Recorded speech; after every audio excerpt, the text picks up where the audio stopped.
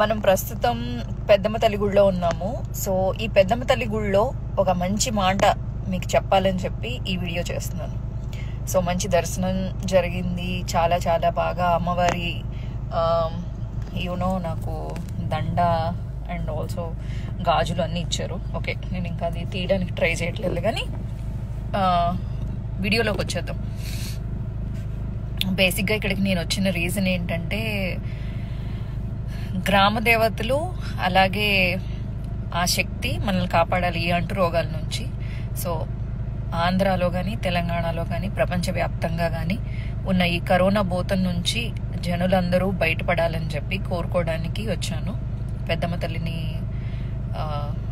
ఈ కరోనా బారి నుంచి బయటపడేయాలి ఈ జనాల్ని అని చెప్పి కోరుకోవడానికి వచ్చాను.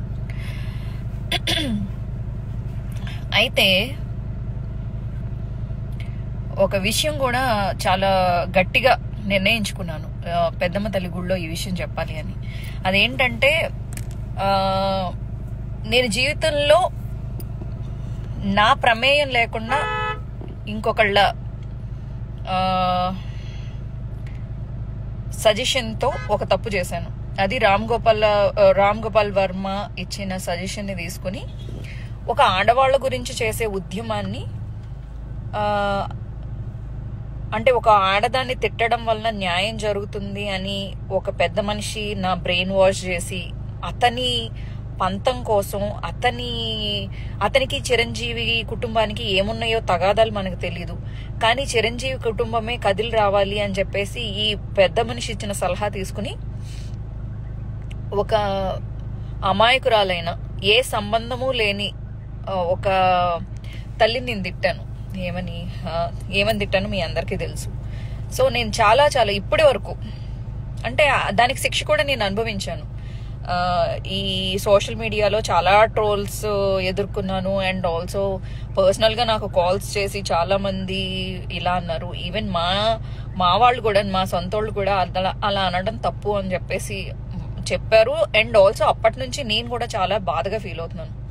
సో ఆ శక్తి ముందు చెప్తున్నాను, ఒక ఆడదాన్ని నిజంగానే అన్యాయంగా తిట్టడం తప్పే, నేను ఒప్పుకుంటున్నాను, నా తప్పు. సో పెద్ద మనసు చేసుకుని పెద్దమ్మ తల్లి ఎలా అయితే క్షమిస్తుందో, అలాగే ఇండస్ట్రీలో ఒక చిరంజీవి గారి అనేవారు ఒక పెద్ద హీరో. వాళ్ళ అమ్మగారిని నేను అనాల్సింది కాదు, నా బుద్ధి గడ్డి తిని నేను ఆవిడని తిట్టడం జరిగింది. అది కూడా ఒక కాజ్ కాగా తిట్టాను అని నన్ను మభ్యపెట్టారు యాక్చువల్లీ. సో అమ్మవారి సాక్షిగా ఈరోజు అంజనాదేవి గారికి నేను క్షమాపణ కోరుతున్నాను. నా జీవితంలో నేను ఎవరికైనా క్షమాపణ అడగడానికి ఏమాత్రం సిగ్గుపడను, ఎందుకంటే నేను తప్పు చేస్తే నేను తప్పు చేశాను అని ఒప్పుకోవడానికి, ఎందుకంటే ఆ పాపాన్ని నేను మోయడం నాకు ఇష్టం ఉండదు. సో అంజనాదేవి గారు నన్ను క్షమించండి. అండ్ పవన్ కళ్యాణ్ గారికి కానీ చిరంజీవి గారు కానీ నాకు వ్యక్తిగతంగా నచ్చచ్చు, నచ్చకపోవచ్చు, అది వేరే విషయం. దాన్ని రాజకీయంగా ఎదుర్కోవాలా లేకపోతే సినిమా ఇండస్ట్రీ పూర్వకంగా ఎదుర్కోవాలా, నేను ఎదుర్కొంటాను. కానీ అంజనాదేవి గారికి ఈ శక్తి ముందు తల వంచి మీకు నా క్షమాపణ తెలుపుతున్నాను.